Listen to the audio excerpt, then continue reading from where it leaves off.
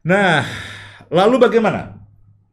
Nah, yang berikutnya saya ingin katakan begini, sebetulnya konflik itu merupakan alarm, merupakan sinyal, merupakan sebuah tanda ada hal yang salah yang perlu kita perbaiki. Makanya ada konflik.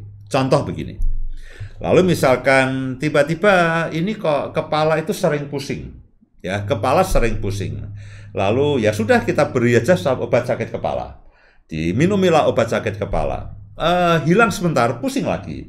Obat sakit kepala, hilang sebentar, pusing lagi. Lalu kita ke dokter. Dokter, saya ini sudah sakit kepala, sudah 2 minggu setiap kali saya kasih obat sakit kepala, 1 hari hilang, lalu akan sakit lagi.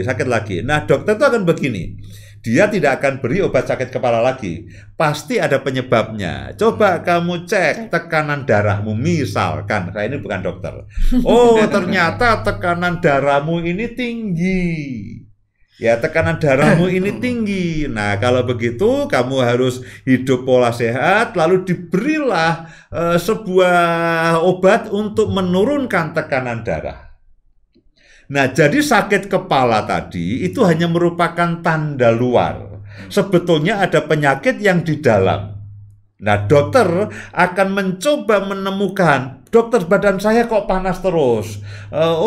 Setiap kali saya meminum obat penurun panas, dingin sebentar, panas lagi. Dokter akan mencari penyebabnya. Oh, ternyata ada infeksi di dalam.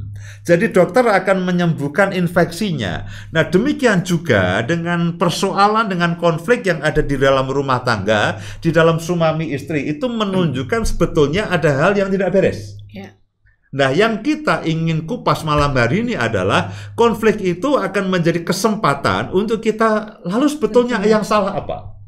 Ya, nanti kita akan sampai di situ. Misalkan, oke, tadi dokter, sekarang misalkan montir atau bengkel. Kalau kita punya mobil atau punya motor, tiba-tiba mobil motor ini tidak bisa berlari dengan baik, tidak bisa melaju dengan baik, ngadat-ngadat, tersendat-sendat. Nah, kita bisa terus tambah gasnya. Kita paksa, bensinnya habis, tapi tetap jalannya tidak nyaman, tersendat dan tidak bisa melaju dengan baik. Lalu kita bawa kepada bengkel atau kepada montir kita, Pak, ini mobil berjalan tidak bagus, tersendat-sendat. Ya, kalau montir yang baik, dia tidak akan kata gini, Pak, gas lebih dalam. Oh, tidak. Ya, gas lebih dalam, tidak. Dia katakan, oke Pak, saya akan cek semuanya. Oh, ternyata businya 4, yang mati 2, Pak. Makanya tersendat. Jadi, melaju motor atau mobil yang tersendat, konflik persoalan ini, sebetulnya kalau digas terus, ya tidak akan jadi. Sama, kalau kita suami istri konflik, lalu kita ngotot mau menang, ya makin rusak. Demikian juga dengan motor tadi, ya, lama-lama mogok, ya. Jadi kalau dokter dia akan mencari penyebabnya, kalau montir dia juga akan mencari penyebabnya. Oh Pak, ini karena businya sudah kotor, jadi harus dibersihkan. Ketika dibersihkan, lalu mobil atau motor itu melaju lagi dengan baik.